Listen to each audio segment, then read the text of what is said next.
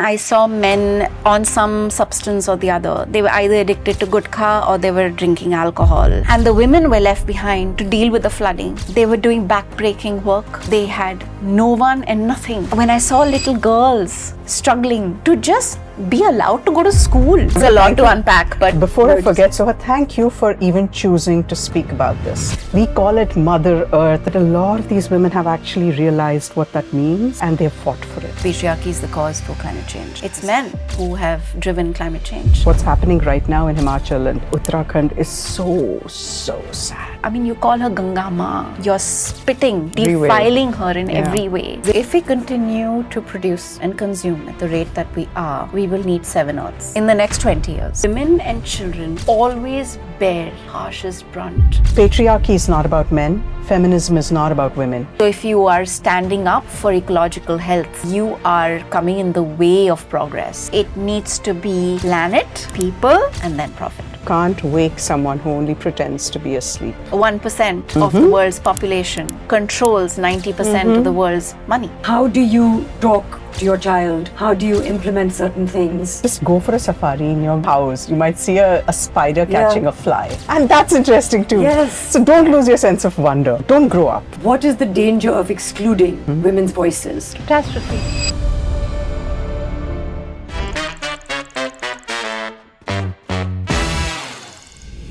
You know, becoming a mother really changed the way that I saw the world, not just in an emotional or in a spiritual sense, but in a very practical sense. I suddenly became hyper aware of what I was consuming, what I was feeding my child, what I was throwing away, what kind of air my daughter was breathing, and what kind of planet we're leaving behind for her. But it wasn't just motherhood. I remember growing up in a house where my mother, who has been a woman of incredible strength and grace, she would often remind us that nurturing doesn't make you weak. It makes you responsible. And that is something that I have seen in so many women. From the women who walk miles every day to fetch clean water, to young girls striking for climate justice across the world. There is a deep connection between women and the earth. And not just because we care more, it's because we are affected more. And we have, in some ways, always carried that burden silently. And it leads me to think then that perhaps empowering women, could that actually help heal our planet? And that is why today's conversation is so important. We're exploring ecofeminism, not just as a theory, but as a lived reality. It's about understanding why women are at the heart of climate change, both as its victims and as its most powerful warriors. Hello and welcome to All About Her, a space where we have honest and meaningful conversations about women's health, wellness, happiness, and self-care. And today, we're talking about the environment in feminism and how they go hand in hand. We have 2 incredible guests with us today. My first guest is someone that I've long admired, not just for her work on screen, but for her deep commitment to the planet. She's an actor, a producer, UN Environment Goodwill Ambassador, a passionate advocate for ecofeminism. Please welcome the incredible Dia Mirza. Thank you. Thank you for being here. I know you're not feeling your best, but still, thank you for making I the am effort. feeling very good. Thank you very much because I'm on your podcast. Let's hope that continues. Yes, and I just have to say that this was long overdue. Yeah. And I'm so excited for you. No, thank you for coming. Also, obviously, I could not think of anybody else to be sitting in that chair. There were very few names. The first one that came to mind, so I'm very happy that you agreed. Thank you. Joining us is someone who has dedicated her life to telling the stories of our land and its people. An Indian author, acclaimed, a photographer, she spent years chronicling fragile ecosystems, vanishing rivers, and also the lives that are deeply entwined with them. Through her lens and through her beautiful words, she captures not just landscapes, but what you call a quiet, slow violence of ecological change. We're so happy to welcome Arati Kumar Rao to this conversation. The Thank very you, cool Soha. Arati Kumar. Very cool. I love what you're wearing. I love the way that you write. Thank you. And I want Thank to you get so into much. that also, the beautiful storytelling. I'm very nervous. Why? I don't know. Just You shouldn't be. You're with 2 women who respect and admire you deeply. And I am so, so grateful to share this space with you. and likewise. This is the first time we're meeting. Really? Yep. Yeah, we've been on some lists together. Yes, you've been in some very Other than powerful- some hit lists. Some people were not happy with this. We will get Oh into this yes. Oh, Oh good. yes. Oh yes. I have to tell you. Can we start this podcast with a We have story started this podcast of with you. intimidation? Okay, and tell me threat? about the list. First, So- the good list is the BBC 100 most influential women, Yeah, 2023. 2023. You two were two of the 3 Indian women on that list. Yeah. That's a good list to be on. Yes, it Yeah, was. it was surprising, and I was. Yeah, it was surprising. Where did they find us? I know. I asked them. I said, "Where did you find me?" They said, "We do our research," which somebody else also said quite recently to me. Yes, I like to do my research. What's the list you're talking about? The hit list. So we were both. We're often invited to be on panels, and recently we were offered to be on a panel on sustainability by a mainstream Finish the sentence. media house. Right. And a very, very prolific journalist who I've long admired was coordinating this piece with both of us. And 4 days before the event, we received the creatives, which was like the posters for the panel. And on the creative, we saw a sponsor name that terrified us. And so we spoke with each other. We reached out to one another, and I said, I'm extremely uncomfortable. I'm not okay with doing this anymore. And she said, ditto. Yeah. And I was like, I'm pulling out. She said, I'm doing exactly the same. And the journalist in question was not very happy with us. She was violently upset. She called me and she said, "Because of you, Dia's pulling out." I'm No, like, but "I'm it wasn't sorry, because of you." We talked, so it's not one. I mean, we both. It was unconscionable. Let's just say, a person who's committing I mean, it was just you couldn't sit under Yeah, a company that is committing ecocide yeah. was a sponsor for a sustainability. And you're sitting underneath that banner and speaking. It would just be so Yes. wrong on so many levels. Yes. Yeah. I mean, the reason I wanted to have this conversation, we're having many of them under this umbrella of All About Her. The environment I've always understood is important to us. I've understood that ever since, we have been brought into existence, our footprint can be damaging in so many ways. Some of us try and minimize that footprint. Some of us don't. Some of us are not aware of the havoc that we create. But apparently there's something called ecofeminism. There's a deep link between the planet and between women. And apparently some of that violence that occurs to the world has a graver impact on women and perhaps a more immediate or a most urgently felt impact on women. And that's something that I wanted to explore more of. So I thought I would ask you first, Arati, to explain to some of us, because I'm sure that if I don't know, a lot of other people also don't know, what is ecofeminism and when did this phrase come about? Ecofeminism is, I think, something that was born in the middle of last century. And it was, I'm going to butcher this person's name. It's French. François de Bon, I think, is how you say it. She was the one who came up with this term, and it was literally marrying feminism with political ecology. And that basically means how various things in ecology disproportionately, maybe even, affect women, and how women, because of their role in society, how they affect change in ecology and, the whole intermingling of it. But beyond that, I think it is an ethos. And the reason why I'm saying beyond that is because these labels, they become very heavy to carry. Ecofeminism, it'll come with baggage. People will relate it immediately to feminism, and then you're going to be labeled and, packaged and thrown away in one corner, right? But it's an ethos. It's a way of thinking. And what does it say basically? It says everything is interconnected and that you have to nurture things in order for them to thrive. And you break one thing and you're going to break something else somewhere else, right? It's this whole thing. And so there were a lot of people who, in the 1960s, for example, there was Rachel Carson who wrote this seminal book called Silent Spring, where she connected the use of DDT to the deaths of bald eagles, to the near extinction of bald eagles. And that kind of set the ball rolling as well. But I think all along, even India's history, we've had these amazing women who have realized what the earth is. We call it Mother Earth and all of that, but that's again tokenism. It's kind of just lip service. But a lot of these women have actually realized what that means, and they've fought for it. And that, I think, is something that we have an amazing heritage of, an amazing tradition of doing that. And among others, Dia as well. Now with the new generation. But it's something that's really important for us to reclaim, and it's not as much about women as it is about thinking about an ethic. It's a land ethic. It could be men doing this, right? It could be anybody, right? It is trying to front and center the land so that we may survive. We may all survive. Right. It's not a commodity. Yeah.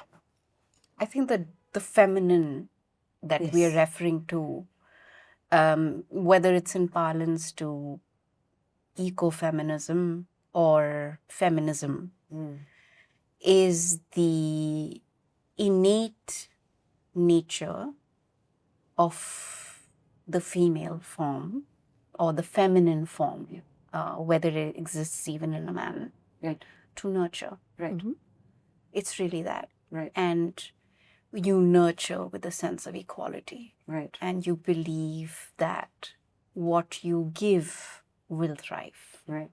Right? And what you support and you love will thrive.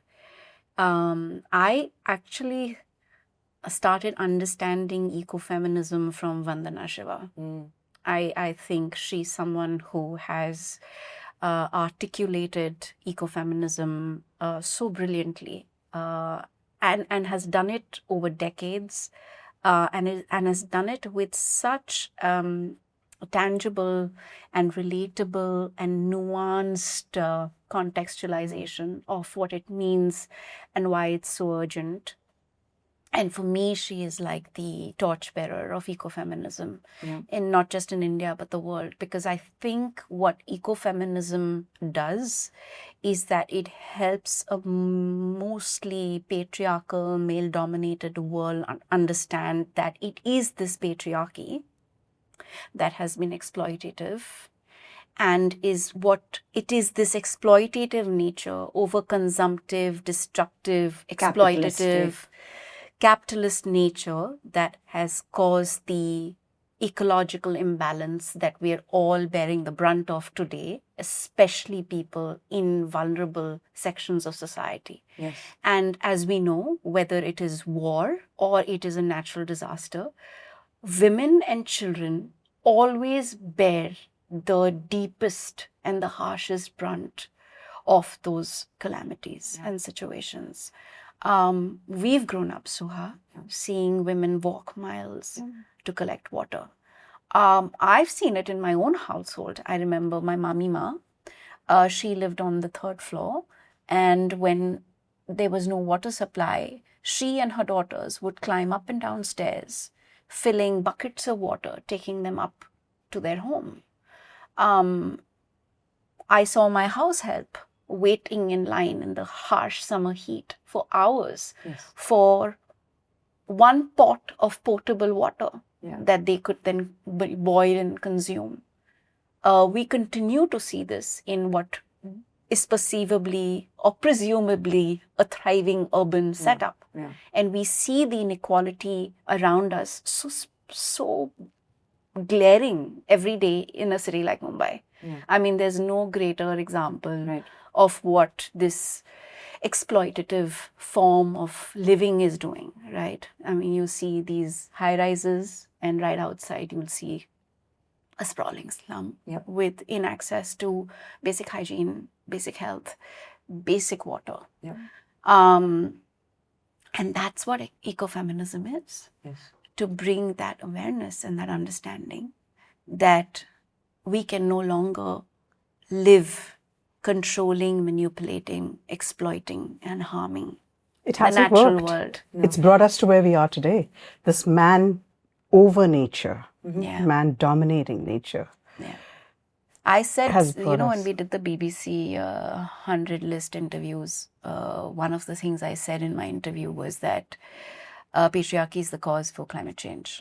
It is the men in this world You that said have... the male ego is a... Yeah, it's men who have driven climate change, and they are entirely and totally responsible for the chaos that has been unleashed on our world today, and the misery that people are experiencing everywhere.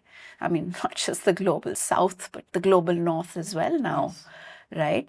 And for some reason, it became very politically sensitive. Is it? Yeah, because I got really trolled for saying that. Really? Yeah. But I think it's just for It's very interesting to observe. I think I was like, why are they trolling me for something that is so obvious? And then you realize that it is the obvious that has escaped most people. Yeah, I think it is. And I think, for you to unpack that term and to talk about the nuanced definition of that, about the nurturing. Yeah. You spoke about Vandana Shiva, and, Dr. Shiva also talks about just our human values being so intrinsically linked to a seed. Seeds. And how seeds grow. Yeah. And I think if people see it in that context, it's not about man versus woman. It's about like that capitalist structure, about how the Green Revolution perhaps was not a good idea in our minds. We'll talk about it later because I want to give this conversation some kind of structure so it's easier for people to follow. So we spoke about what ecofeminism is, and now I understand that better. But I want to understand how this theory becomes personal to people like you. And for you, Arati, I know you grew up in a particular family which was sensitive to the ecology that they believed in. They had a certain value system. Yeah. But then you did also tread a corporate trajectory for some time.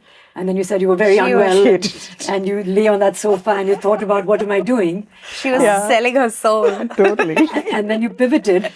But so when did ecofeminism become something personal for you? I think it always was. Sometimes you take the path of least resistance. Yeah. Yes. You're there. I just had a child. Imagine going out for months into the world to tell stories the way I tell them. It wasn't going to be possible. I didn't even think about it. But then a 9-to-5 and a very accommodating. The company was great to me. They allowed me to do all of that. So when I was having a child, it was the correct thing and it was a path of least resistance. So yes, I did do that. But there has never been a moment in my life, there's never been a time that the environment and the state of the environment has not been discussed in the family as something that is a central value of the family. My mother's family, we have botanists and zoologists. And so everything is always nature, nature, nature, nature, nature. And Papa is like this environmentalist. And he was the one who was railing against large dams and stuff like that I speak about in the book. So I grew up with him reading to me from absolutely wonderful poets, essays, people who talk about how to treat the land. So it's never been away from me, I think. And eventually when I decided enough was enough and I was going to tell stories again, it was like a no-brainer what I was going to tell stories about. I was not going to go, into any other kind of journalism. It would have to be talking about land and landscapes. So it's never been apart from me, I think. What I loved about what you said in your book also was growing up as a young child, you would have various relatives visit also. Oh, yeah. And some of them worked at the World Bank. And that was very opposed to what was being taught and practiced. Yeah. That was at home. actually traumatic. And the very debates that traumatic. And the was debates that you... And what was interesting for me was that you understood that people can talk and talk and talk at each other and maybe not reach anywhere. And have very different and have viewpoints. different viewpoints. And that's why perhaps your style of storytelling, you decided to speak your voice through words and through photographs and through travel, which might be another way of getting your point across. Yes. In fact, that's I'm so happy you've both picked up on that. She's Because astute, I told you. Yes, absolutely. I agree now. Now, Well, I didn't know you before today, so...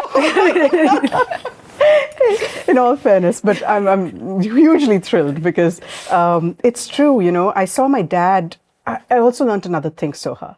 I saw my dad stand up against everyone else. There was not a single person who thought like him in the 80s. Yeah. And he would not let go, because he believed in it. Sounds so much like my dad. Yeah. And, you realize that if there is something, and especially if it is scientifically sound or it's got backing of evidence, may not be proof, but at least evidence, you learn how to stand up for your convictions then, and I saw that. To even have them. Yeah, this is family. You can't make enemies of them, right? Yeah. So, but still, Papa would hold steadfast because he believed what he was saying was right. And look at us now, 40, 50 years on, and it's like he said, all of these things. What's happening right now in Himachal and Uttarakhand is so, so sad because people have been screaming about this, And it has happened in the past. It's happened in the We past. haven't learned Yes. anything. Yeah. I want to stop you there 40 because years, yeah. that's a whole part also that I want to discuss. And before I come to you there, because you said there's so many similarities between you and Arati, and one of them you said my father was also like that.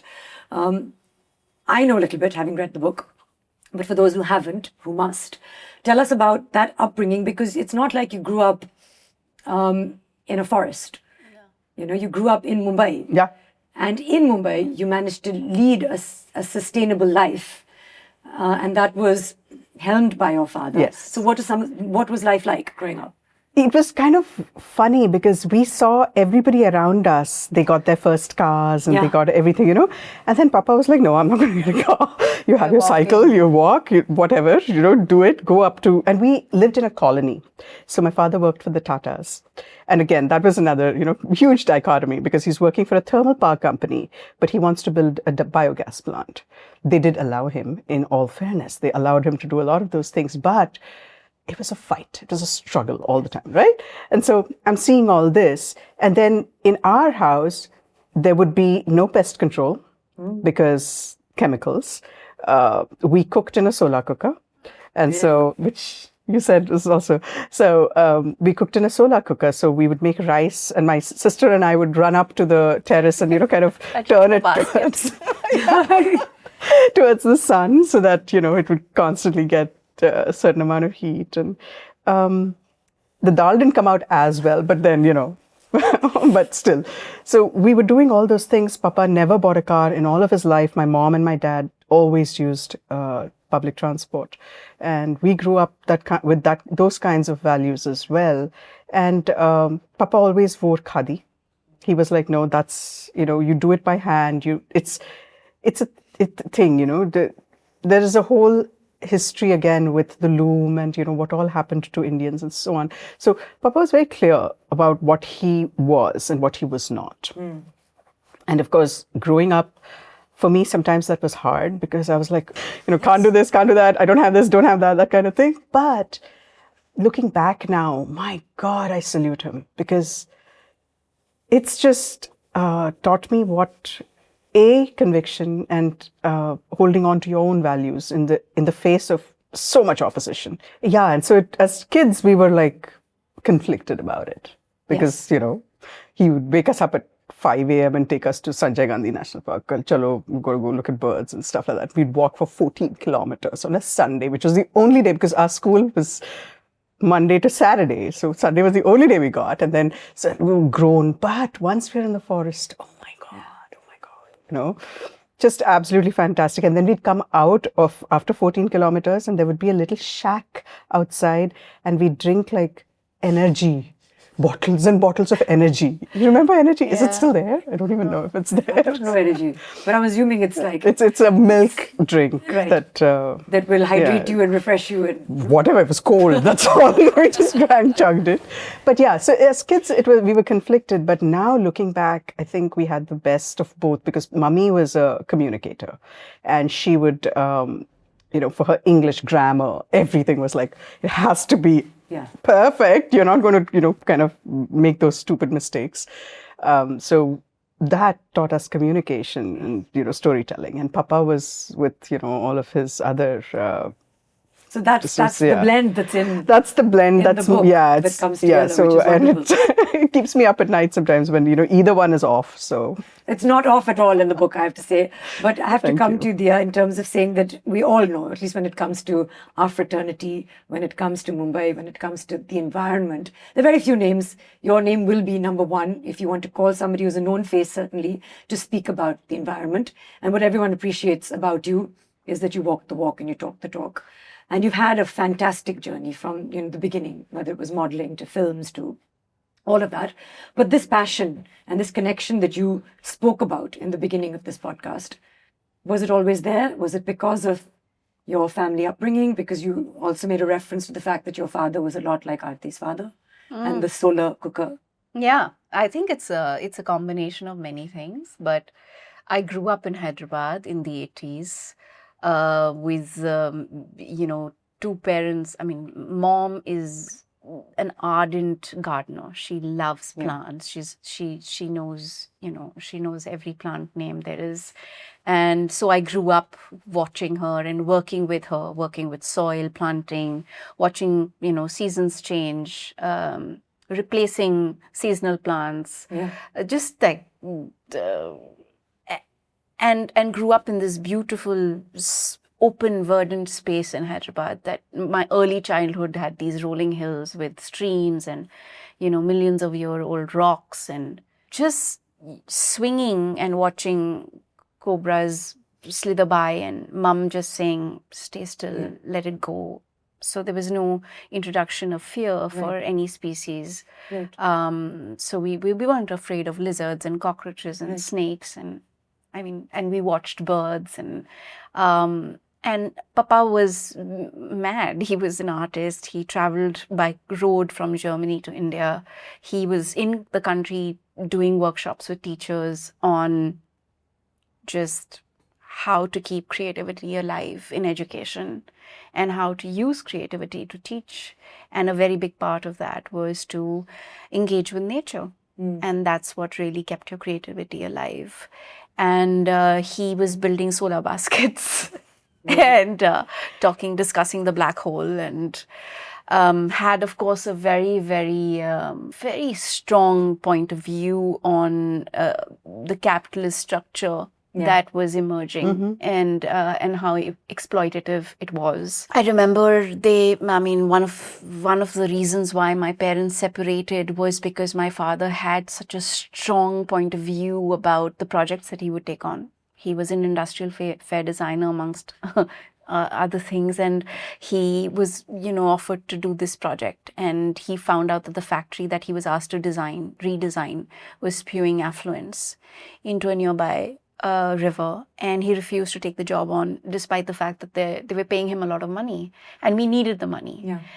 And I remember one of the most loud fights between my parents was about this, and he said, no, I won't do it. And my mom was like, who's going to pay the bills? We've got to pay for her school, there's all of this expense, and we don't have the luxury to say no. He said, no, but we always have a choice. How old were you then? I must have been 5.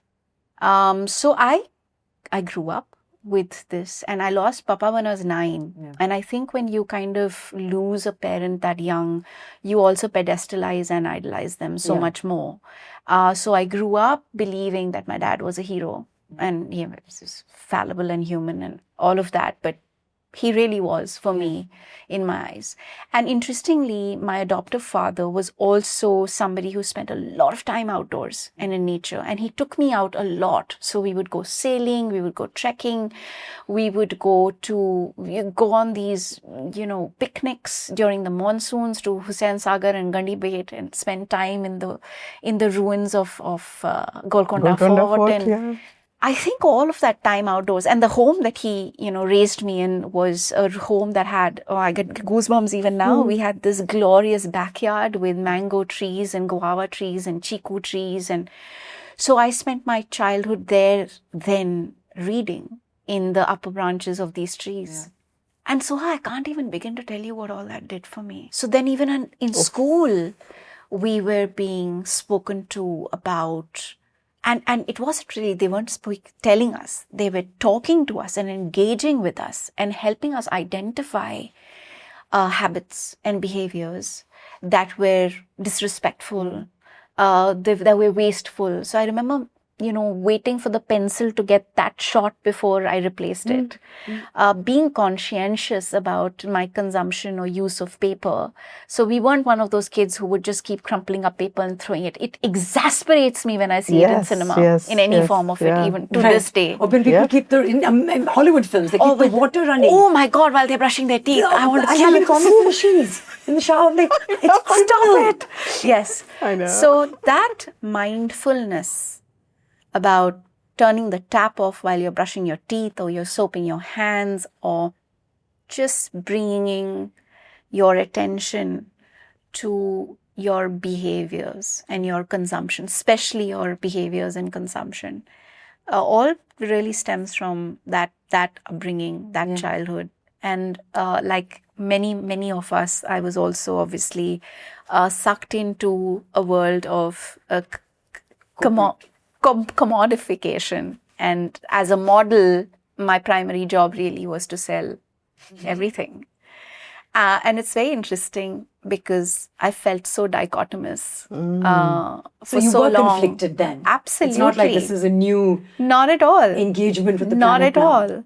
In fact, I felt conflicted even in so many of the parts that I was playing because I realized that they didn't carry the integrity or the intelligence or the ethos that I carried. Right.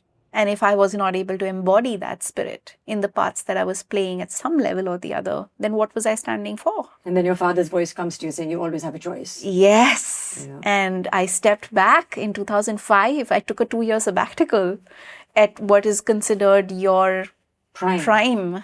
I was 24. And I said, I don't like what I'm doing. I'm not having fun. I've made money. I'm independent. I have a home I can call my own in a city that now is mine because it's embraced me. And I don't have to worry about my bills, but this is not making me happy. And that's when I realized that I needed to go back to myself. Yeah. So it was like a homecoming of sorts. Yeah. And ever since, I've been able to integrate the stories that are connected to this value system in some way or the other. Even in the most mainstream films. Yeah. So the parts that are now bringing themselves to me really are the parts that kind of embody that spirit. I see that completely. And I think that now... So it's what you call alignment? Yeah, that awareness. And now people will purpose. Know that they will come to you. And I think if it is mainstream, all the better, because that's what people are consuming. That's what people are watching. Yeah. So if you can get the message in that vehicle, then it'll actually be heard and amplified. Because we're talking about ecofeminism, I wanted to ask you when you became aware of that connection between women and the environment and how we treat women and how we treat the earth. Very young. I must have been in school, like I said, just seeing the struggle with water. Yeah. I think that's the most immediate and apparent struggle. And then when I saw and witnessed stories of young girls in vulnerable communities who were dropping out of school because their fathers didn't have a good crop yield. I grew up with stories of sisters who shared their uniforms. So they would go on alternate days to school because they had one school uniform. I think that comes from exposure, really, Soha. It's about who your parents expose you to when you're growing up, the organizations that you kind of, electively work with and you learn from. And then, of course, how aware you are of what's happening in the world around you. One of the conditions that my dad had was I had to read the newspaper every day, front to back. Yeah. He would say, don't read every article. You have to know every headline and you should have read at least one article on every page. I wouldn't put that condition for my children today because I'm not sure how much of that news is real. And now we have this algorithm that only gives you Yes, what but you I mean, okay, so the point is that it was very, very important to grow up and grow up being informed. And it's something that has carried through. Yeah. Even though I live work in an industry that is so insulating and can also be so escapist because you have security, you're working in bubbles for the most part. You're not really interacting with life so much. And especially if, you're very young and you are a perceived star, you're not necessarily walking into the market and getting a sense of bhendi ka aur pyaz ka daam kya hai aaj. Yeah. But I think I just made damn sure that I was rooted and I was working and engaged with reality. It was when I did Ganga, the Soul of India, which was the travel show from the source of Gangotri all the way to Ganga Sagar. It was slow travel with this really intimate team through 5 states of India. It was a turning point for me because everything just became so visible. The beauty, the magic of nature, because you see it in this pristine environment and you realize, oh my God, this river has been revered and worshipped for centuries. And why? And then you see how exploitative and indifference and just so many things that start to happen, and the kind of pollution and filth that starts entering this river.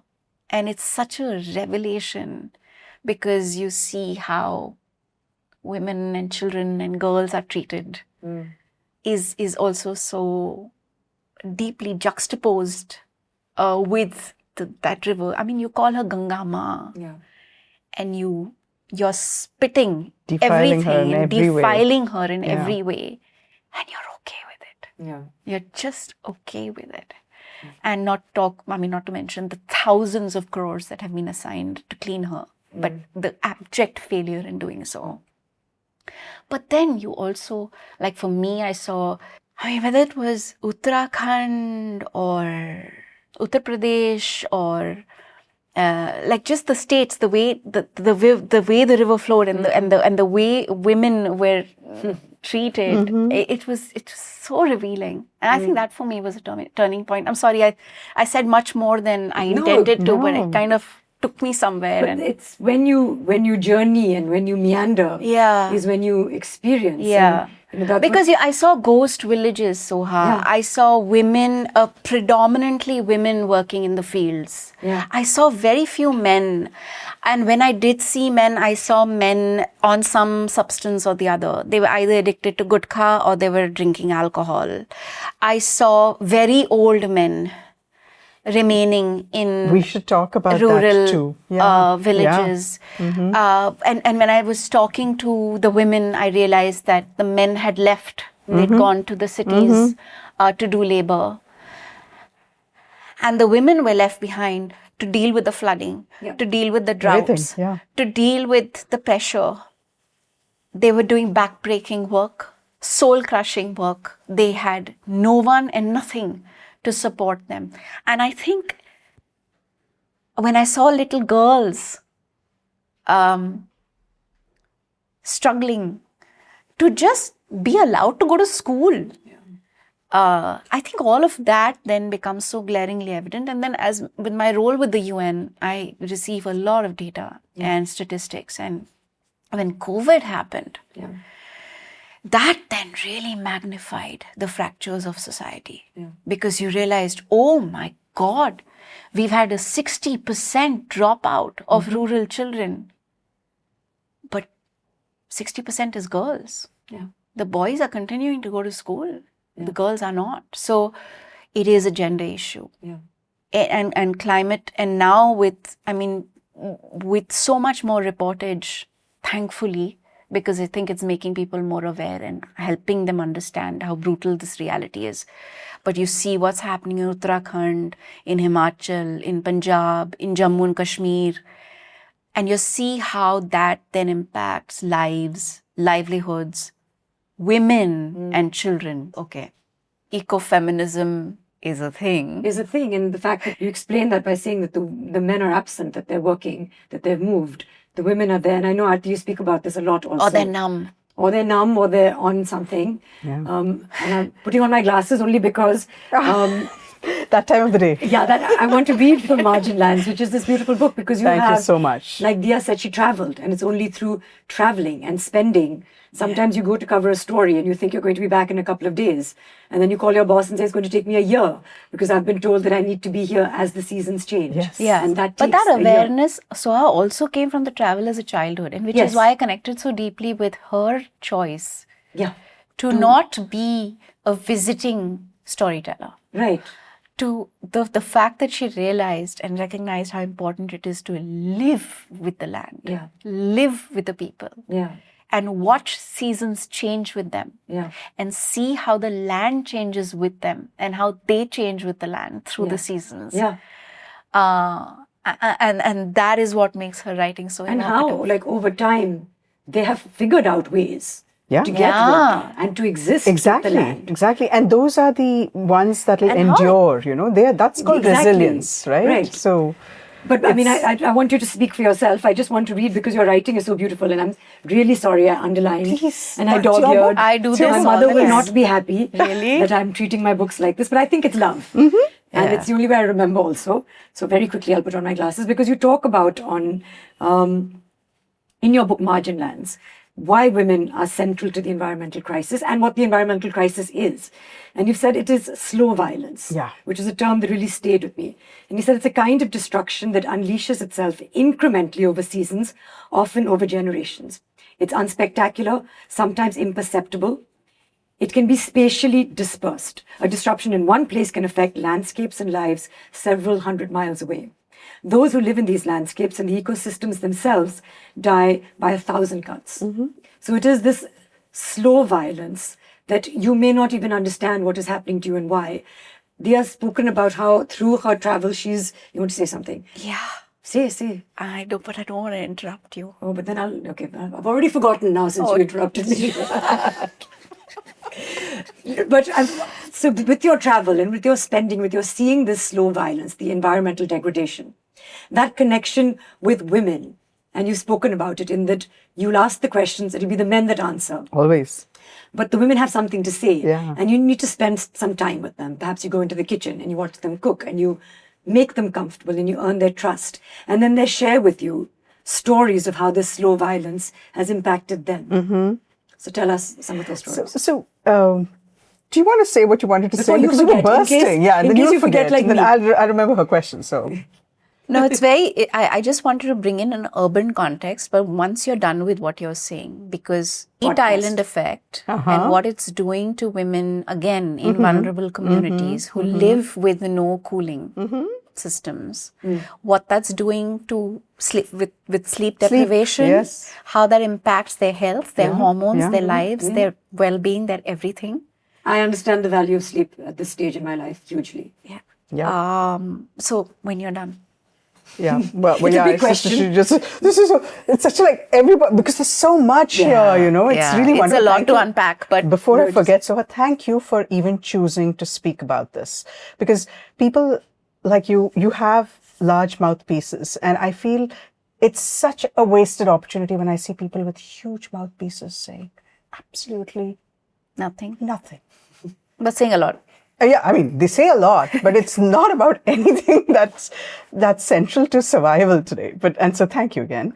You know, we talked about water, right? We talked about water, women going to fetch water and stuff like that. I had a huge aha moment when I went for the first time to the desert and I spent time with the women. They do a rainwater harvesting, right? So it's close to their village. And so morning and evening, they have to go and get the water from there. I met men, not from the village, men who said, oh, but that's why we have the canal and we have the pipes. We want to give piped water. And the women said, no way, we don't want piped water. I know this. So, and I was like, you know, I went there with my city thought, oh, you get piped water, you'll have time to do other things. Right. Da, da, da, da, da. That's what I'm thinking. And so I go there, and this is a part which is very close to the border, and this is Rajasthan, where a lot of people are in parda and stuff, women are in parda. So what I realized when I sat with these women at the well, morning and evening, I used to walk with them. They would go singing and coming back singing. I even have those recordings. It's absolute fun. So I'm sitting with them at the well and I tell them that, so isn't this like, time wasted, blah, blah, all those things that we have been taught to believe. And they said, this is the only time we get to meet other women. It's their social time. It's their social time. They will not give it up for anything. They said, if you give us piped water, that's it. We We'll won't never be able leave. to share. Yeah, we'll never leave home. Those walls will be like... You don't and even think about I don't even think about it. these things. I was talking to someone and I said, oh, but then, they might have some free time to do... They're like, free time to do what? This is the fabric of their society. Right. And you would be rending it by just doing what you think is right. Now, of course, the piped water had other problems, so never mind that. But, so we go or we think we know how various things affect women. And what I realized, I think, in these 10, 12 years of doing this work the most is that no two situations are the same. There's a statistic about women that collect water in the country. 182 days are spent collecting water. They spend 182 days It's like half the a year. year Yeah, gosh. collecting water. It's crazy. But that's the thing, right? So, and then there are places where collecting water is a threat to their life even. So in places like Sundarbans and stuff like that, where you have various other things going on. It was a very real, I mentioned it in the book, where I was walking back and forth once and from a lady, a widow who had lost her husband to the tiger. There's tiger widows. There's a whole chapter on that. And she had lost her father and her uncle to a tiger too. So I was spending time with her, and then I was staying in a small little place. So I used to walk every day, morning I would walk, spend the whole day with her and come back at night. One day somebody asked me, aren't you afraid? Why are you walking back and forth? I was like, afraid of what? So they said, this is where the tiger hides. And they just pointed out to the dhan, the paddy fields. That's it. The next step I took, I would look at the paddy fields and there would be this rustling of wind through it. And I'm like, God, that's what they live with. And the women live with that kind of fear because they're in the village. Their husbands leave to go, get fish and crab and stuff like that. They don't know whether they'll make it back. They don't know if they'll be attacked. There have been enough and more attacks in the village. So, beyond climate change is a huge cloud over all of this. But at a very basic level, the women who work with the land, oh my God, they really have, it's a crazy hard life. And like Dia mentioned, the things we are doing to the land, we are either making it completely unviable to even do agriculture or fish or any of those things. So the traditional livelihoods are all one by one becoming unviable. What do the men do? They up and leave and migrate to the cities, and they're do crushing, terrible labor here. It's not a happy life here either. Like she said, the women who are left behind in landscapes which don't have schools, they don't have women and children. Hospitals, these women, when they get pregnant, they have to walk 4 kilometers sometimes to give birth. And of course, then maternal mortality, infant mortality, it's just like out the roof, So statistics sometimes don't tell the whole story. And like she said, when you're going down a river and you're actually seeing it, you're like, oh my God, there are so many different Indias within India. And, you said in your book also that out of all the biodiversity hotspots that exist all over the world, I think 4 of them exist in India. And we've seen how rapidly, since the 80s or maybe before, ecological, economic change, development, sometimes rapid, sometimes unplanned, is really devastating a lot of that area. And then that impact, which you've highlighted on women being so important. What I wanted to ask you is, you spoke about the Sundarbans, you spoke about Thar, you've spoken about some of these powerful learnings. Dams, for example, you said this river, it meanders. If you follow it, you'll see how rivers do meander, and they have through time. Now, because in the need of providing irrigation, in the need of trying to harness water as a source of energy, which I suppose we understand because we want to develop, these things are done. but it has an impact. There's perhaps a way of doing it. Perhaps we haven't done it the right way. I remember ages ago reading Arundhati Roy's Damned Nation, how many dams we have. Yeah. But talk to us a little bit, because we see now with every monsoon, there's flooding. Right now, what's happening in Punjab. It's not the first time. There have been devastating floods in different parts of the country. And people understand, attribute part of it to climate change, but a lot of it is also man-made. Yeah. Tell us about that, because that's happening right now. I think that's what Dia was, I think we were talking about it before we went live, where it's happening because we've lost the connect. Yeah. Nature. Connect with land, connect with nature. It's a very elemental relationship. It's something that, it's who we are. We're made of water. We're made of these things, right? We come from the land. And when we lose that, we're really at loss. And then it becomes like, oh, this is a place to be acquired and built upon. But very clearly, for example, in Dharali, where the little Nala created a crazy devastation.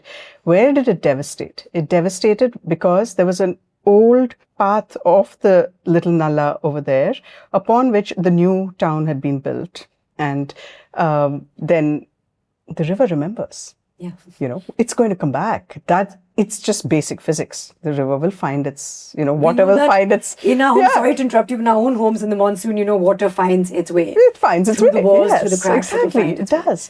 And if you go and build on a place which was once water, and you think that you have tamed nature, you've dominated what we were talking about, right? It's a very mentality, I shouldn't say male mentality, no? It is. Okay, male mentality of thinking that there's power. Yeah. We have the Dominance. power, dominance, and that we can control, we can tame Yeah. women and nature and everything, right? If Nature tells anybody you is to lis- shut up. No, exactly. Nature has other... Nature says, shut up. Shut up. It is like you, No, you don't can't. know what the Yeah. heck you're doing.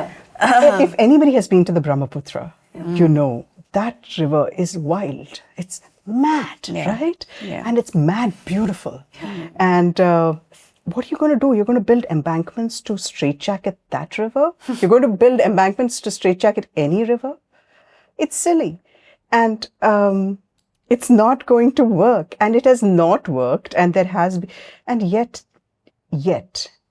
even 2 days ago, there was going to be a huge number of trees felled in Himachal. The thing is that I'd like to add to this, because I think it can be opened up into a little wider understanding. When I first started seeing all of this news on degradation across the country, obviously now people approach me with they're cutting 10,000 trees here and they're cutting 1 lakh trees here and 2 lakh trees.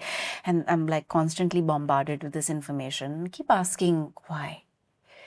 I think 3 things are fundamental to this reality. 1, this disconnect with nature, that people in positions of power, they're just totally disconnected with the natural world. Yeah. And they're disconnected with the basic understanding that everything in life is connected. Connected, exactly. Yeah. 2, it's because of this arrogance and this egotism. Yeah. But it's also because capitalism has convinced people, and it's not a part of the economics of the world, that environmental action is obstructionism. Yeah. It's the bad guy. It's a bad... Yes. Yeah. So if you are standing up for ecological health, you are coming in the way of progress. Yeah. Now, so I think it compels, then begs the question, what defines progress? Right. What defines peace? Right. And what defines health? Right. Because if you look at the identity, like the reality that we identify with as perceived progress, practically everything that we think is convenient is actually harmful. Right? Everything. Take, for example, the air conditioner. It's cooling the inside, but it's heating the planet. Yeah. And the more of these systems that you incorporate, the worse the more heat you're generating in a city. Yes. And so you're compounding the issue of heat island. Right. But you are so stupid. I actually started a hashtag called We Are Stupid about 10 years ago. I had to discontinue using it. I think we should bring it back. We should bring it back. Who told you to discontinue using it? Because We're stupid and offending idiotic. people. Cover that now. We just said that. hashtag We Are Stupid. Human beings are just stupid. And then practically everything that we have innovated or created for convenience is harmful to human health.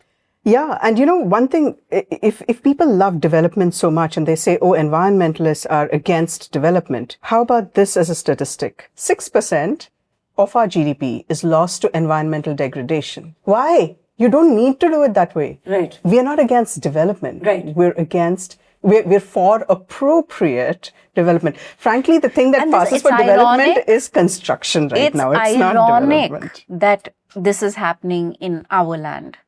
Yeah. In a land like India, that has possibly the richest environmental movements, Yeah. knowledge, information, education. Right. We And are the land that reveres. And a lot of that's stemming from women. Absolutely. You go to the Chipko movement, which is basically... And before the Chipko Absolutely. Even movement in before the Chip- 1730, Oh, that's a long time. Yeah, near Jodhpur, the Maharaja wanted to cut down a whole bunch of khejri trees. Khejris are these gorgeous.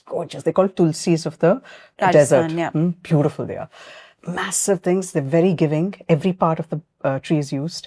And this Maharaja wanted to cut it down.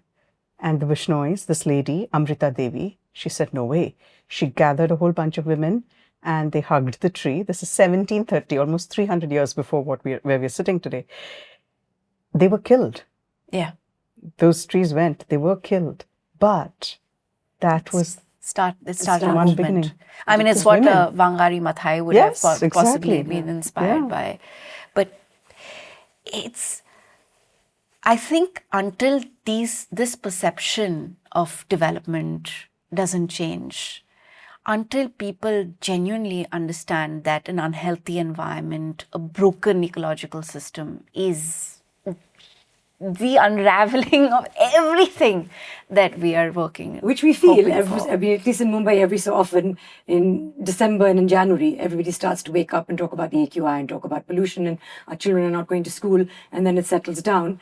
I want to explore that with you because you've said a few things that have been controversial to other people in relation to this, in terms of the definition of progress, in terms of who you wish perhaps were making or calling the shots. But because you spoke about nature and not being, and especially people who are forming policy, not really understanding or being connected to nature, because I love your writing so much. I like So reading sweet. from your Thank book. you, Soha. Page 223, I marked this othered nature, which I thought was so well put. We think of nature as being elsewhere. It's now a tourist destination that we can enjoy on weekends for a few hours of detox. It isn't supposed to always be around us. Our relationship with it is now transactional rather than integral. Yeah. Oh, God. And I was thinking, perhaps, somebody else was saying that, for example, if a tree, when you cut it down, if it screamed, when you go fishing, if those fish screamed, if they spoke about, and They had a voice. the violence that is being inflicted on them, perhaps some of us, not all of us, would stop. Because some of us are still not deterred by that. But some of us might stop. But because they don't have a voice, then we have people like yourselves who speak and are sometimes heard, are sometimes not. Dia, you've spoken about the fact that the male ego, that is a cause for a lot of the disasters that are happening in ecology and the environment. And that sentiment, that statement got a big response from people, which you will know more about than I do. Do you think that if we had more women in positions of power pertaining to this, that they would do things differently? Women who weren't talking men. Yeah. So important, Dia, what you just said. Yeah. So important. Because there are a lot of women in positions of power who aren't speaking women. Yeah. They're speaking men.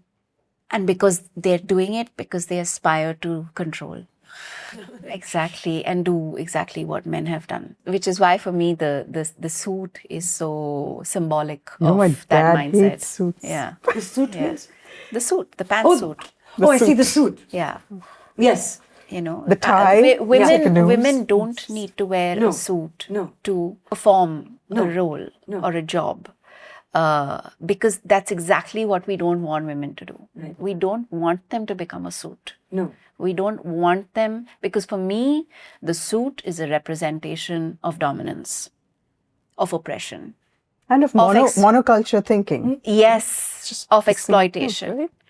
And that's exactly what we need to break. So yes, we need many more women to assume the roles and the responsibilities that can make us a more kind, a more inclusive, a more generous, a more thinking and feeling world. And what would you like to see them do differently? I think women should start with understanding the role that they play in bringing balance. I think it's been something that has been imposed on them in a very different way. You know, it's been forced on them. But I think it's important to kind of internalize and recognize that it's innate to us. Yeah. And when we speak about balance, it's not about accommodating and adjusting to the male egos that you're surrounded by, but just understanding how critical and powerful the kindness in their heart is. Yeah. And to never be embarrassed or ashamed of it. Yeah. And to never be embarrassed or ashamed of their vulnerability. To never ever shake off their tears. To always, Isn't always... it a bad thing to be emotional these days? Yes, of course It's it is. horrible. Oh my God. Yes, it's a sign of weakness. Weakness. No, it's worse than weakness. It's a taboo. I know. You're And I not- think that again comes from that whole Silicon Valley thinking. I'm sorry yeah. I said it now. Yeah.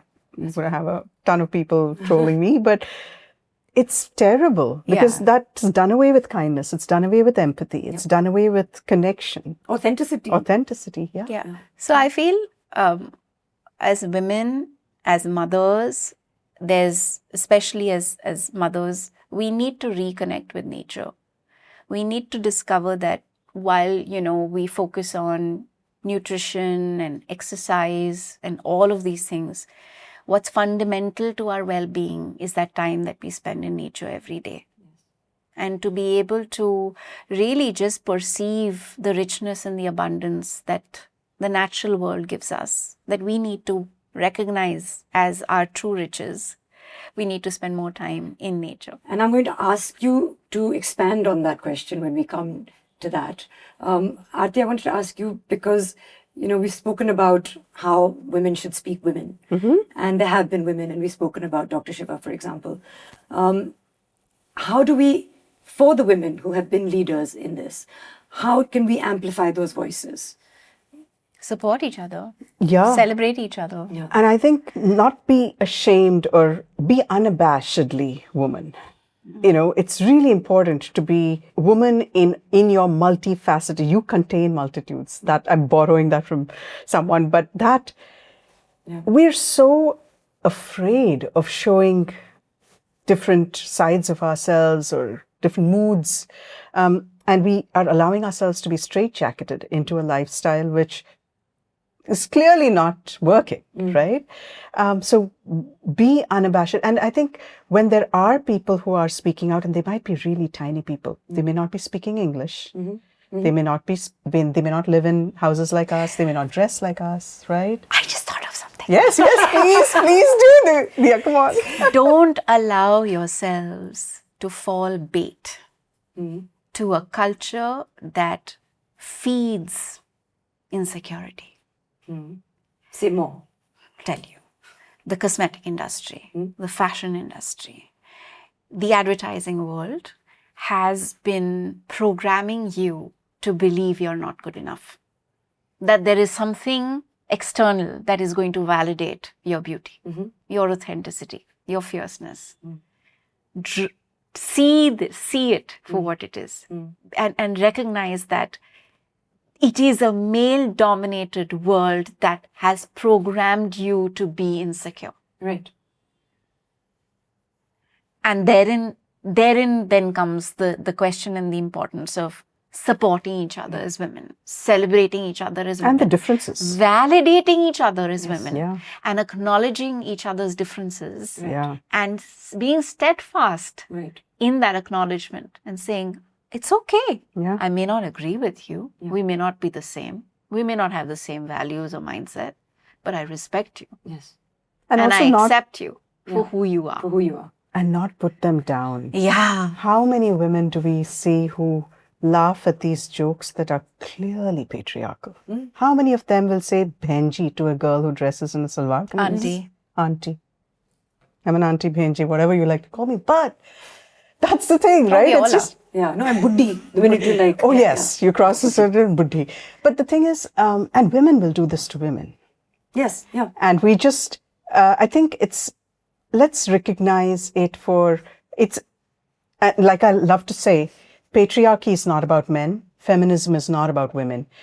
There are enough and more patriarchal women, and there are enough and more feminist men. Yeah. And I think it's that thinking, it's that attitude, it's that mental makeup where respect comes above all. And if it is an Adivasi lady who's picking maua flowers, follow it back to see why. What is it that about maua? Instead of saying, oh no, you know what, she'd be better if she worked in something else and then she can get.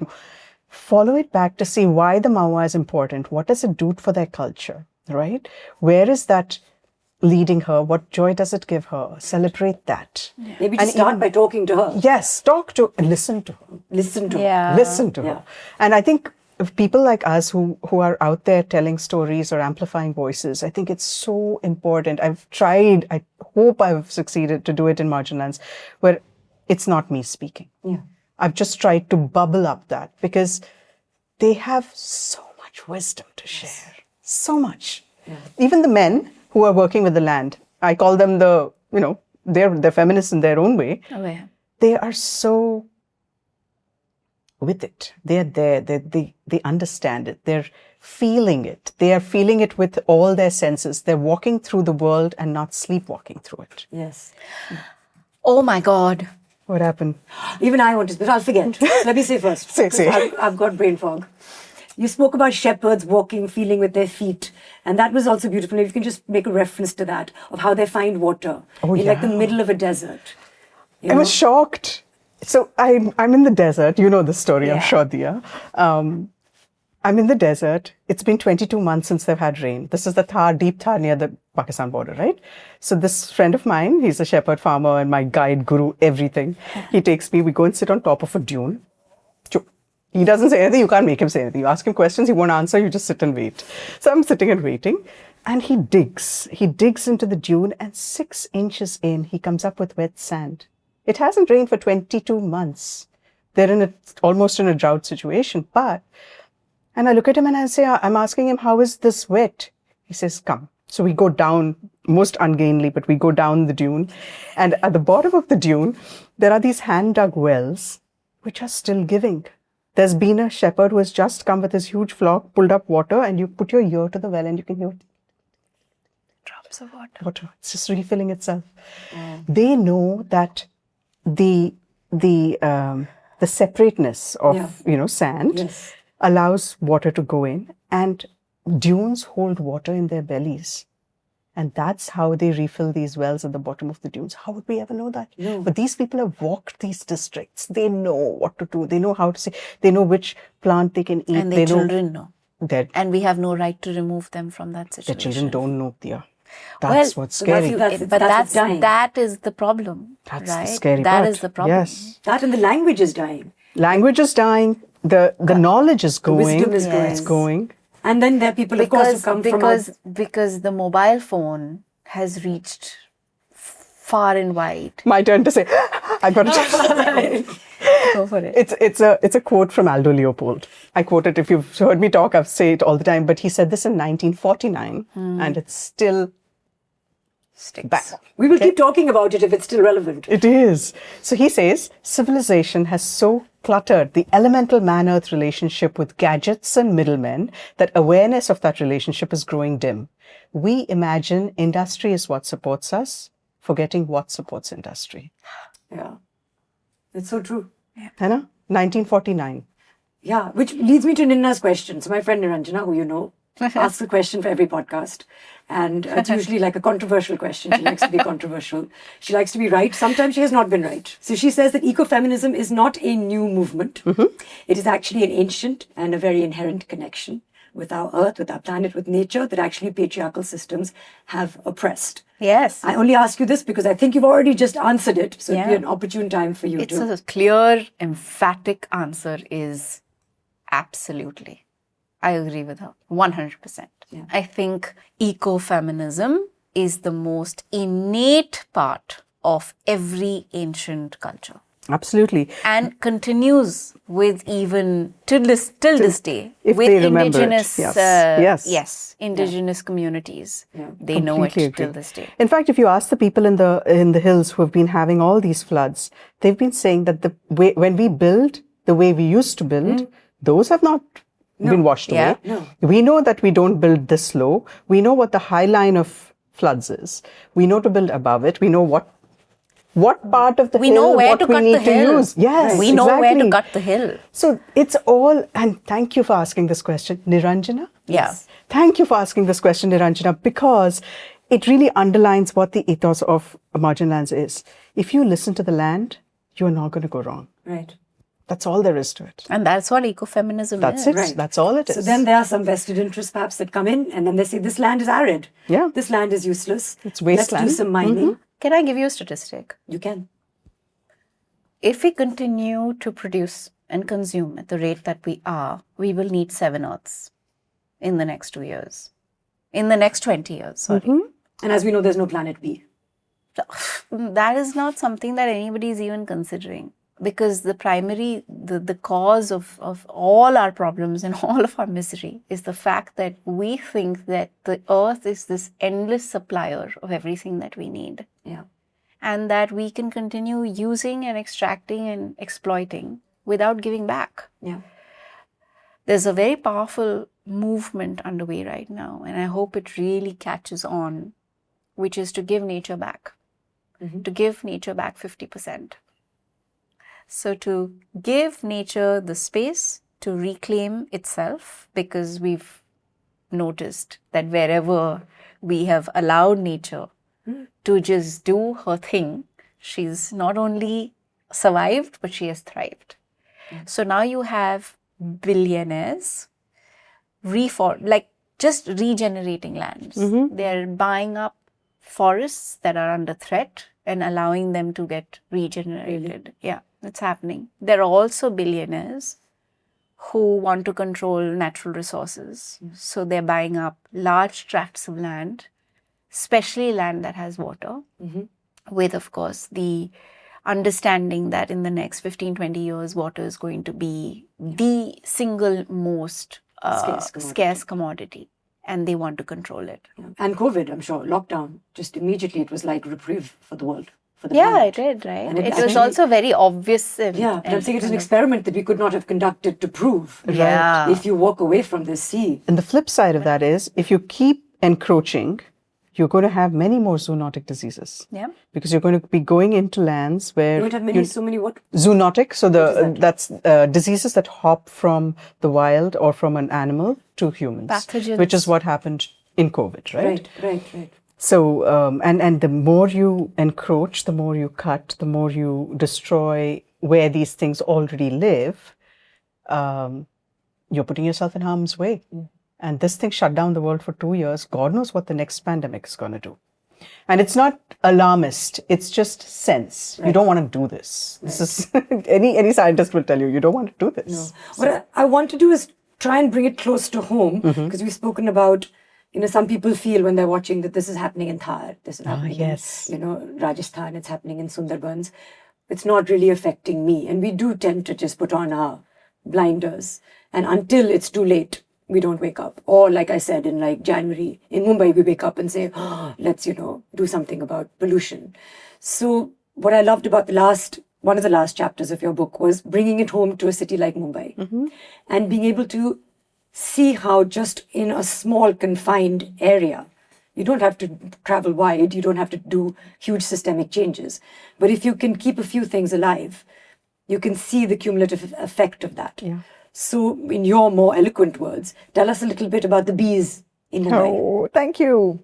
Mumbai, Bangalore, any of these cities that we're building, concrete. Bees can't make holes in concrete, right? So we're taking away nesting spaces for bees. And these bees are what, I mean, it goes back to that same thing, right? The disconnect, the following things back, making connections. What do bees do? Where do they get their pollen from? What do they do in life, right? They go to plants and they pollinate, or they, in their interest for getting nectar, They're the gardeners. they're also, exactly, they're taking pollen from one place, putting into another and making fruit. What you eat, everything is done by pollinators, right? So like you were talking about, people are becoming very conscious about their health and nutrition and stuff like that. Where's all that coming from? It's coming back. You follow it back. You need to fix land systems to be able to do that kind of nutrition, to be able to be that healthy. Like you said, air that you breathe, water that you drink. How much of our water is polluted? 70% or 90% of our groundwater is polluted. Not fit for consumption. No. 70% of our surface water is polluted. Our rivers and our, right? We may think that it's far away or it's in some other land, but nature, again, coming back to the fact that environment is not other, it's around us. Every time Bangalore floods, it costs GDP billions of dollars. It is hurting you. When you flout or you do not understand the way the land behaves or flows, or the topography, you forget that geography, the local geography, you're going to hurt yourself. It's not far away. No. You can't buy your way out of bad water or bad air. Scandinavian countries now are digging up concrete and Yeah. they're replacing And it with right, yeah. percolation Yeah, systems. yeah. So now their cities don't flood anymore. Correct. I mean, there's a lot of innovation to guide urban planning and to kind of help us build, not just for climate resilience, but to kind of right the wrongs, so to speak. But it's I think the real issue is people don't have the will and the required sense of urgency to change the way we're building. No, I mean, when it comes to elections, nobody's ever trying to win votes on the basis of environment or climate. No, because I mean, it's clearly not important, right? It's what slow violence is, right? It's imperceptible. Yeah. You can't see it. Right. It's not dhamakedar, It's not like this beautiful But I thing. mean, then we that's do, like, if you look at the Punjab floods right now, for example, and if you see that they flooded in 1988 or 40 years ago. 40 Exactly. years ago. Yeah. And if you see that it's those areas that are meant to let the river Floodplains. Floodplains. It's called floodplains. So then it seems You shouldn't be building this. You shouldn't be pretty building basic there. to me. Yes. Don't grow crops there. Don't Correct. build, because there will be damage. There'll be destruction. At least maintain those embankments. Yes. So unfortunately, we got that as a legacy from the British. Rivers behave very differently in Europe. The Thames is very different from the Ganga or from the Satluj or from the Bias.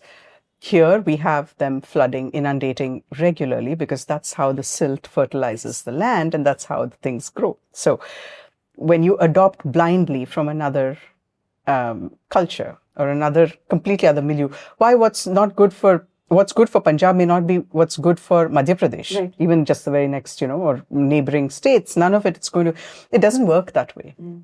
And so when you blindly take and you do it, and we kind of adopted it quite blindly, I would say, many things which have harmed us in so many ways, it's really come back to hurt us.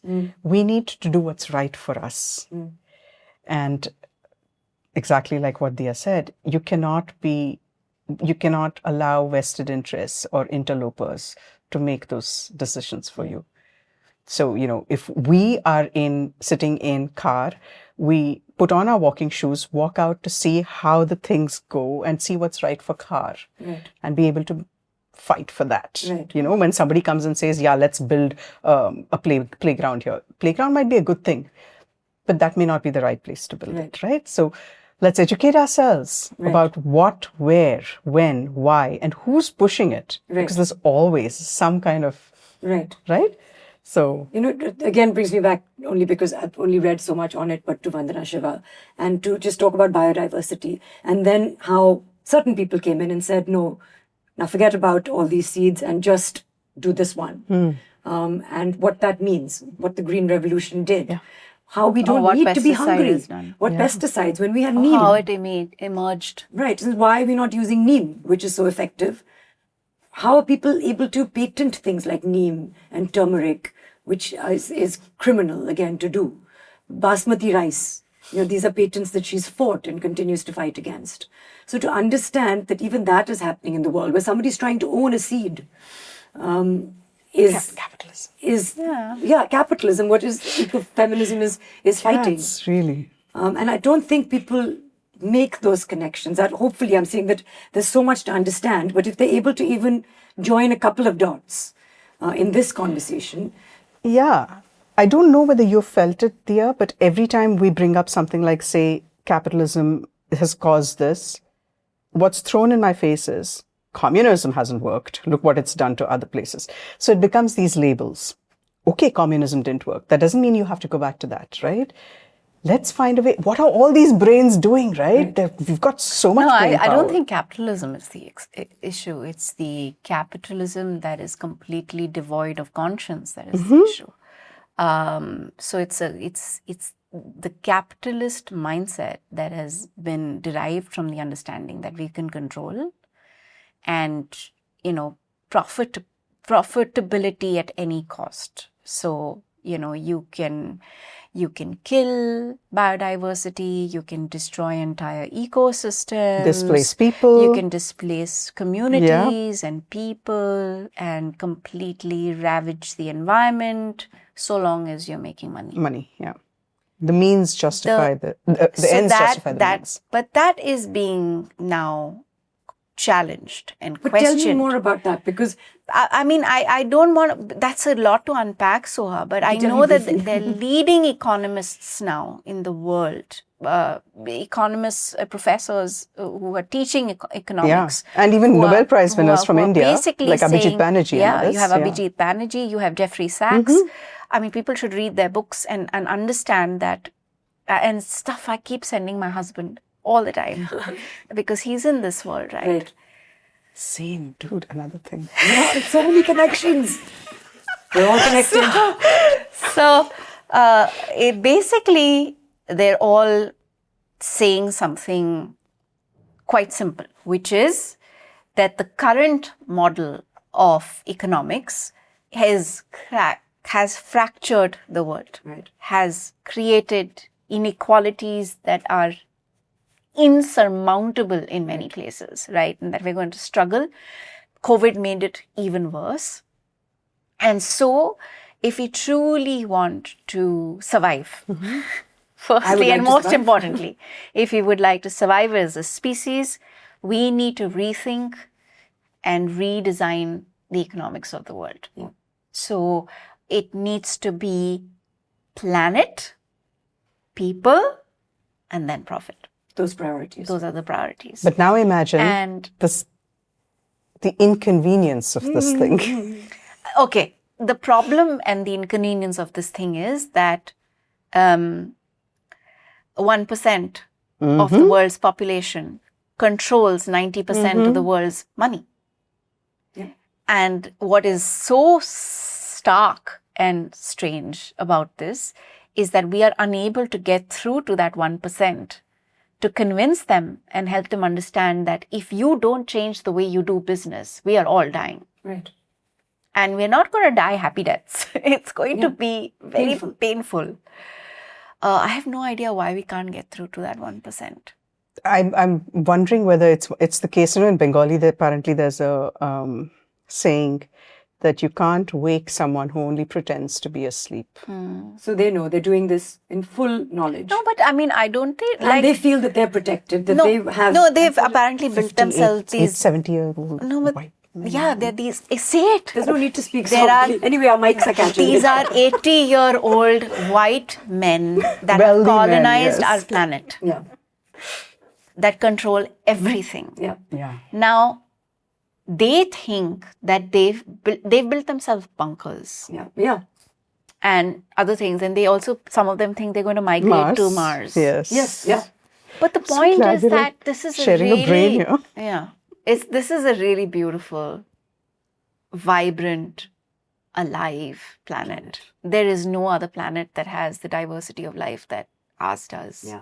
Or the beauty. And we don't need to like think about how we're going to breathe in another land, which is outside our own. So I think I really would like to believe that if we all kind of got together and made our protests known in whatever way, it could be something as basic as, I don't know, segregating waste at home. So Professor Chetan Solanki, he's runs an organization called Energy Swaraj, and he's called the Solar Man of India. So he built this solar bus and he took a sabbatical from work a few years ago, and he basically said, I commit to being on the road for 10 years. So I will spend 1 decade on the road away from my wife, my children, my work, and I will travel the length and breadth of the country, raising awareness on energy swaraj. So first, of course, is to bring people's attention to their patterns of consumption. How much electricity, how basically, he breaks it down beautifully, right? He says, okay, so what is the first thing that you do when you wake up in the morning? You brush your teeth. So let's understand how much energy has been consumed for just that one activity, right? The water that runs through pipes, how were the pipes built? Right. How did they arrive where they are? The tap, how was the tap built? How did it arrive where it is? The wash basin, the mirror, the whole process. So he breaks something as mundane As brushing your teeth. into understanding how much energy has been consumed to facilitate that simple first exercise that you perform in the day. Nice. I'm going to ask you to break down all of this when we come. I am not Professor Chetan Solanki. No, but as Dia Mirza, what you do in a day-to-day way. But let's close the loop on the systemic stuff that we're talking about in terms of. So this is why I thought of him when you said about this, because he was back at IIT recently and he posted this picture of professors and students using plastic bags, right? He didn't post faces, but just images. Right. And he said, if this institution that is helping people understand how we need to innovate, build, consume, live, produce, is not going to change something as fundamental as these habits, how are we going to bring about any change that is going to be change at scale? Right. I thought it was such a pertinent and such a revealing question. Right. Because that is our problem.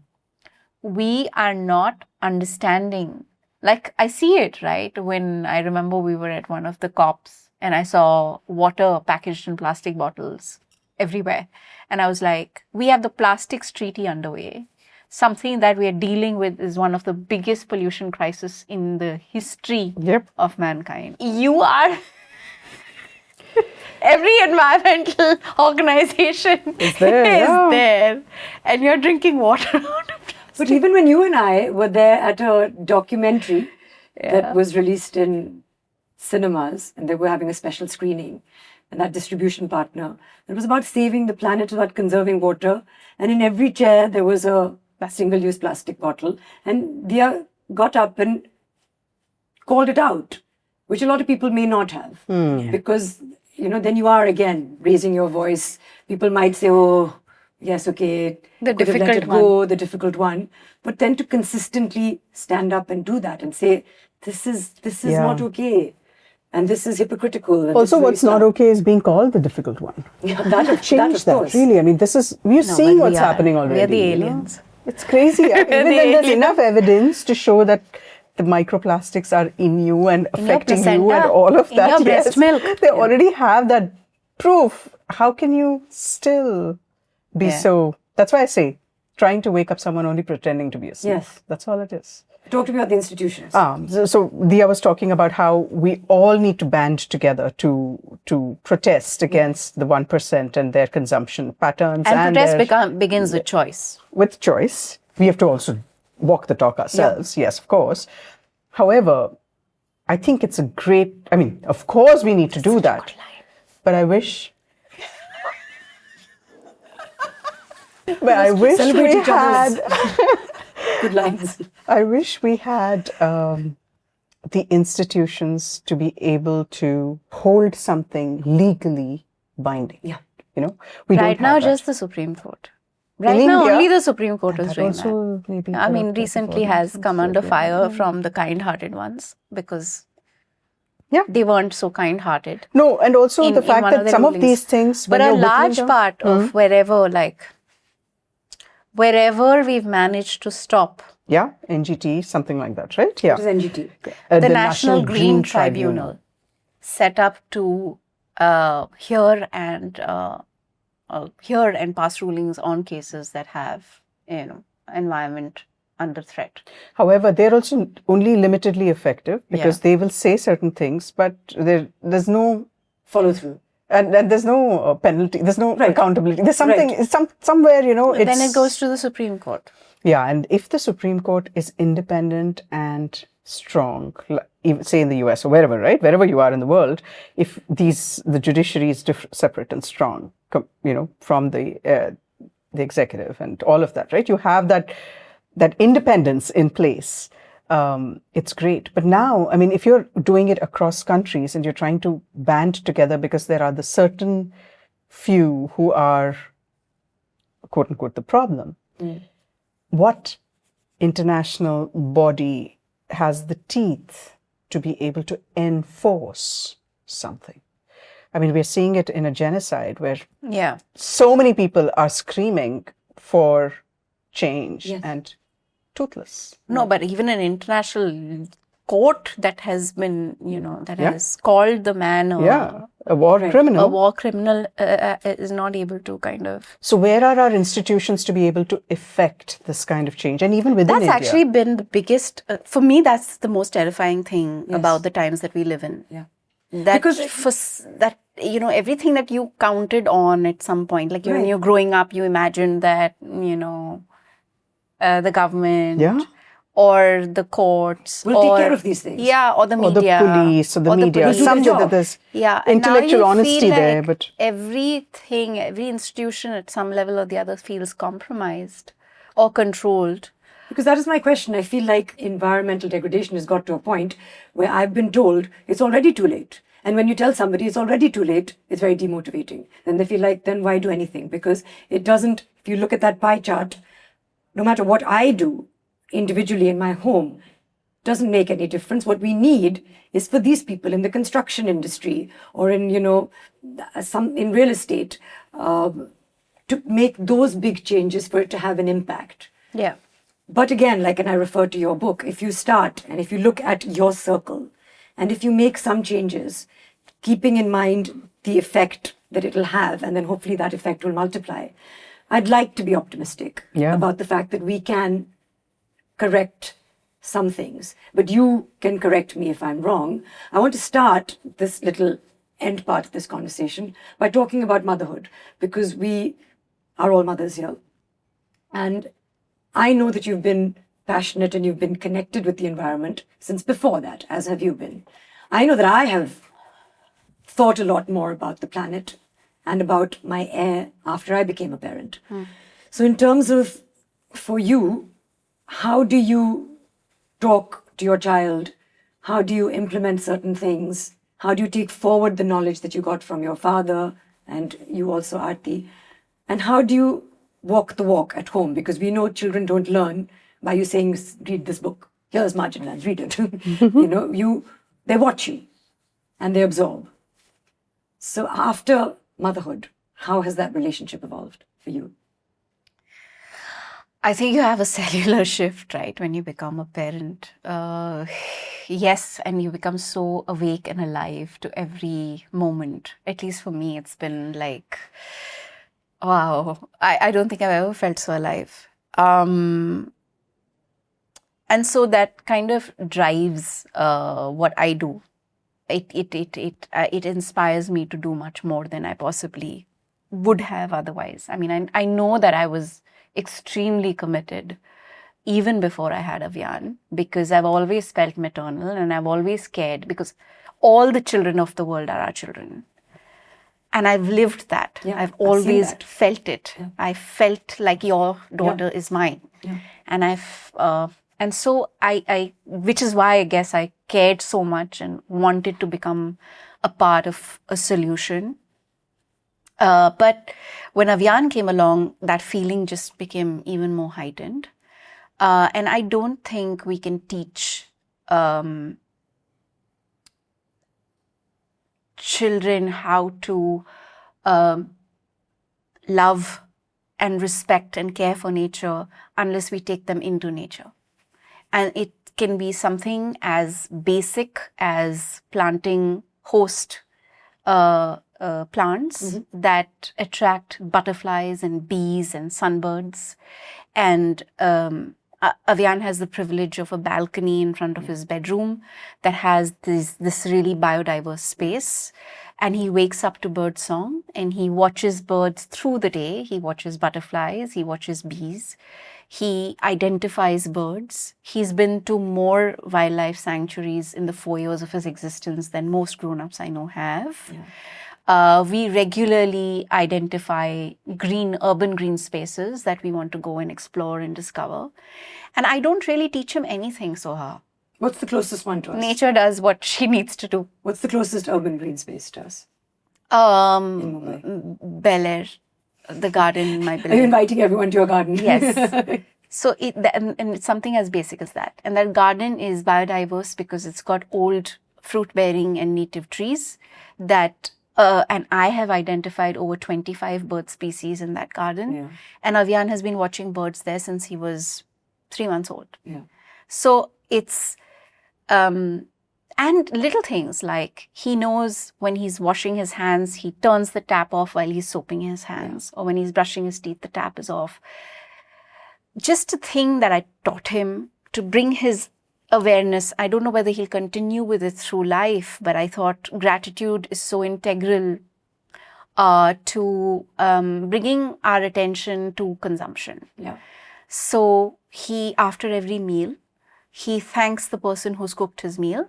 He thanks the farmer that grew his food, and he thanks Mama Earth. Now, I don't know whether he's 4 and it's cute. He started saying it when he was 1.5, when he could articulate the words that I was telling him. But he says it after every meal, he just closes his eyes and says, thank you, Mama. And he'll go off. Yeah.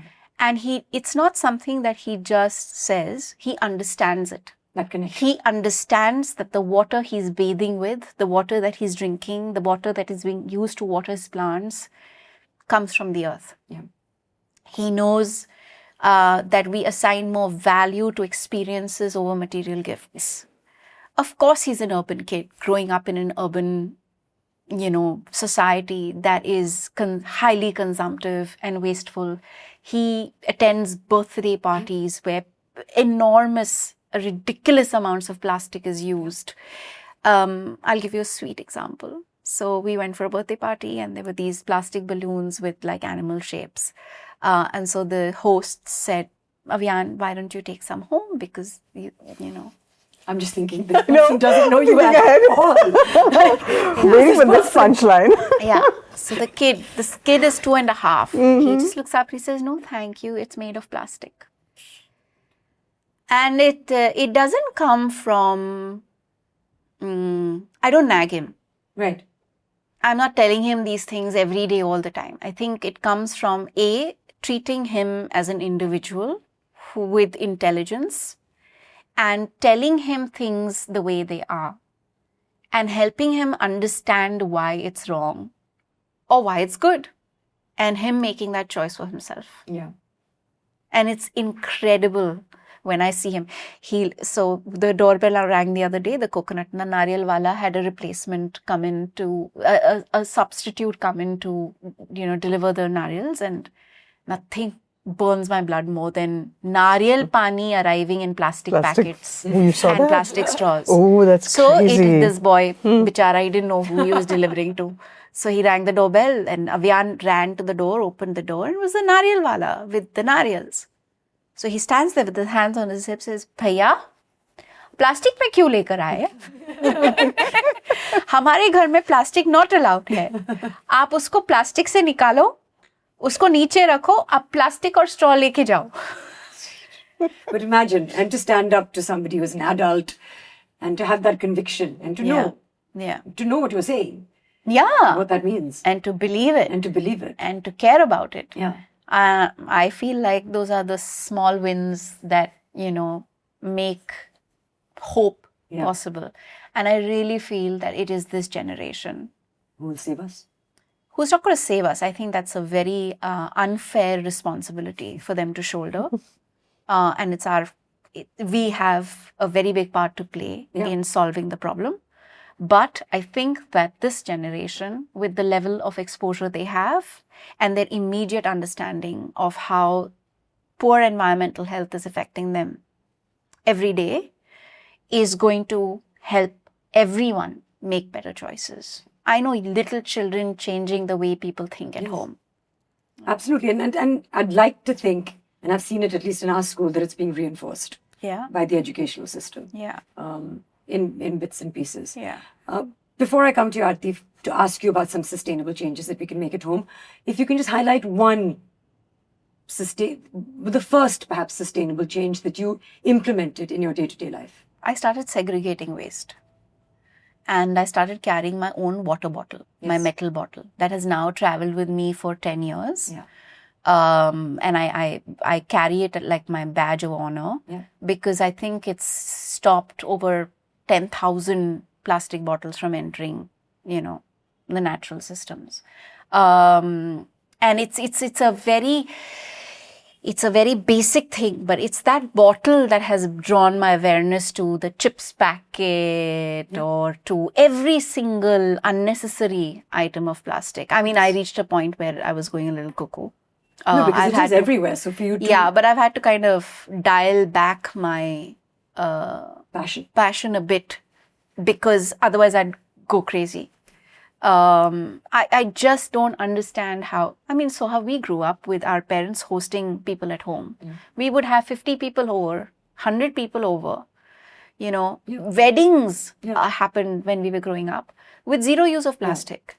So why has plastic become so, again, right, in the name of convenience, you're destroying everything. So there's...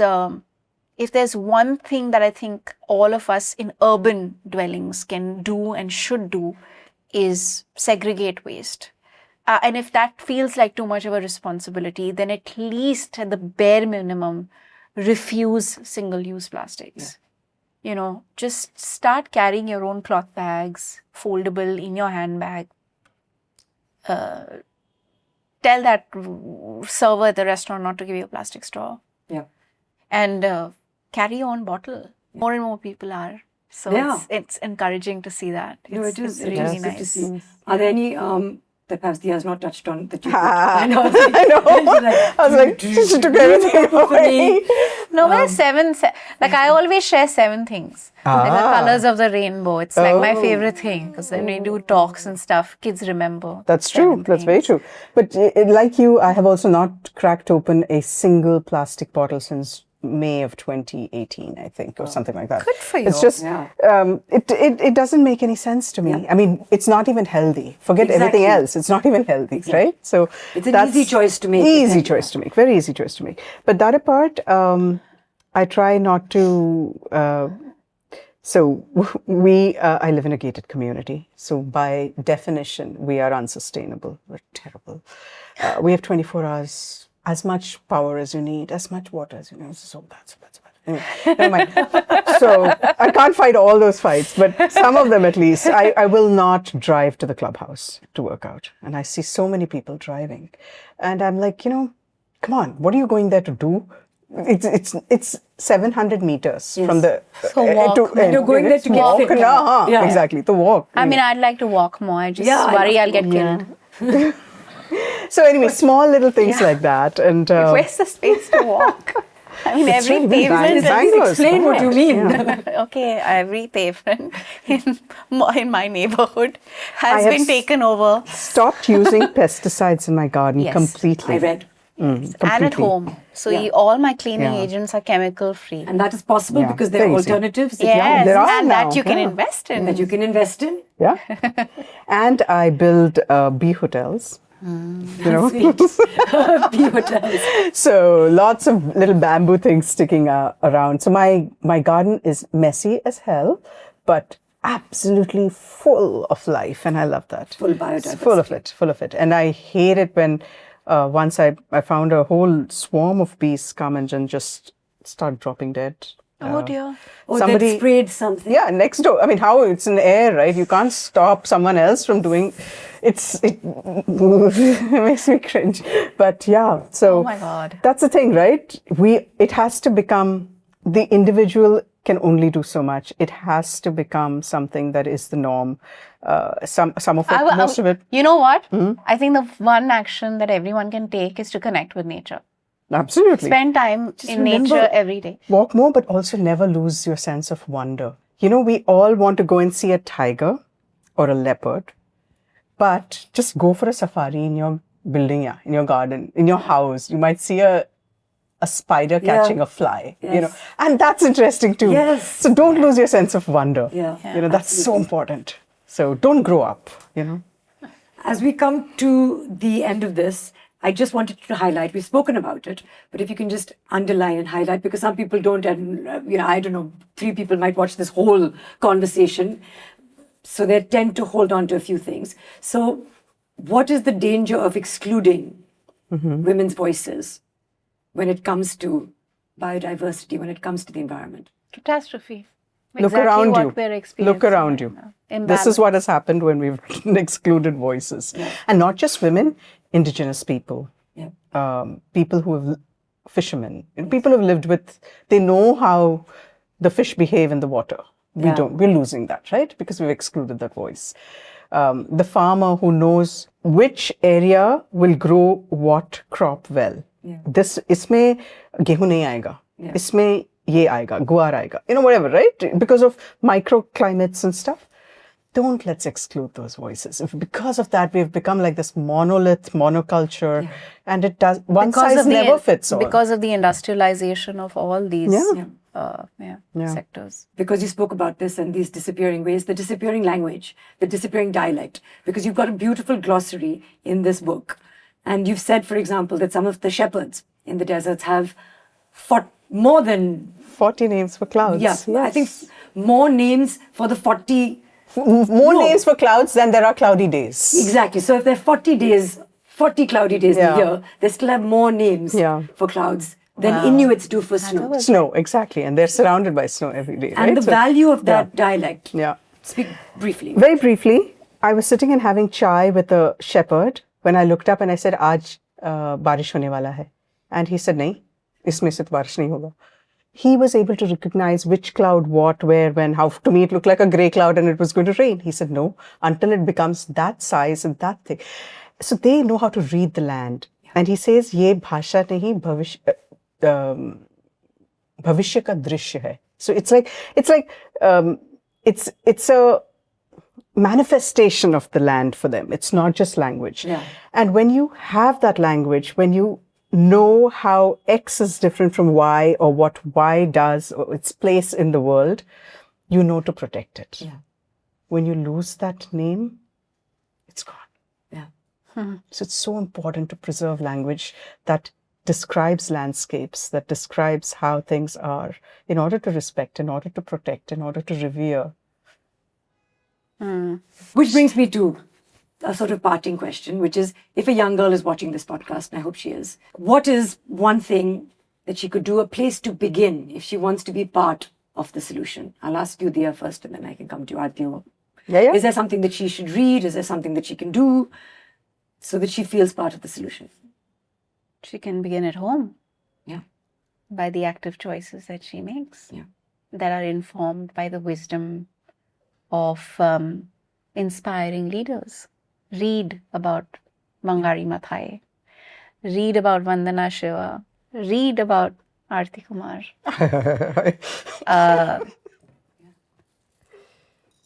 Spend time working in spaces that are trying to combat pollution. So that could be plogging, it could be working at a local community or center that is, stitching cloth bags. Recognize that every conscious choice you make for yourself has an impact on the earth, and let that understanding inform your choices. Final words to you, Arati. Final words to me. Okay. I would say to any young girl to put on a pair of walking shoes, pick up a little notebook, and go for a walk. Write down everything that catches your fancy.